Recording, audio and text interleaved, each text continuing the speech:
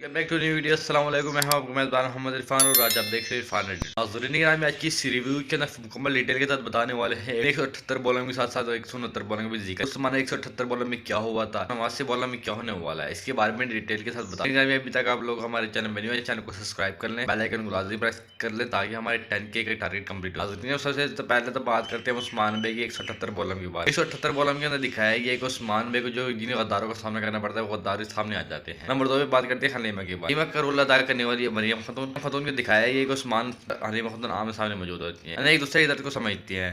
जैसे कि देखा जाता है कि वो जो स्टाइल बना रहे होते हैं जो बचपन में उसने खेला होता था, यानी मरियम ने जो खेला होता था वो खेल दोबारा उस्मान साहब इसको सिखा रहे होते हैं। मरियम के दिल में शकूक पैदा होता है कि शायद ये मेरे वालिद होंगे, यानी अगले एपिसोड में आप इसको मरियम खातून को बचा लिया जाएगा और मरियम खातून को सच पता लग जाएगा कि ये भी असली माँ बाप हैं।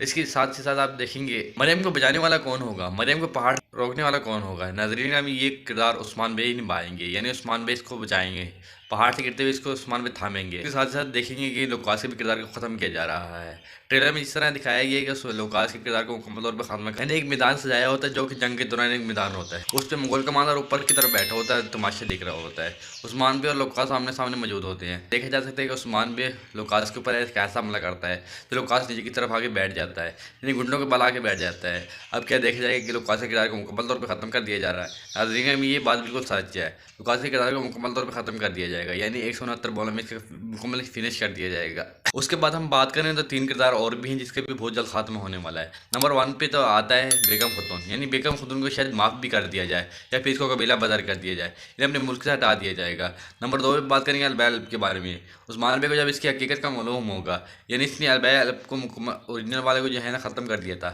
इन्हें मार दिया था, कत्ल कर दिया था, उसके बाद उस्मान बे भी इसका सर कलम कर देंगे। साथ ही आप बात करेंगे हम तीसरे किरदार के बारे में, बेगम खातून के भाई को। बेगम खातून के भाई का सर कलम कर दिया जाएगा, यानी बेगम खातून के भाई का भी सर कलम कर दिया जाएगा, इसके किरदार को मुकम्मल तौर पर खत्म कर दिया जाएगा। इन 3 किरदारों के बारे में आप लोगों को क्या राय है मुझे कमेंट सेक्शन में लाजमी जवाब दीजिएगा। तो नाज़रीन में आज की वीडियो इतनी। अगर आपको हमारी वीडियो को कोई पार्ट अच्छा लगे तो लाइक के साथ साथ बेल आइकन को लाजमी प्रेस कर दीजिएगा।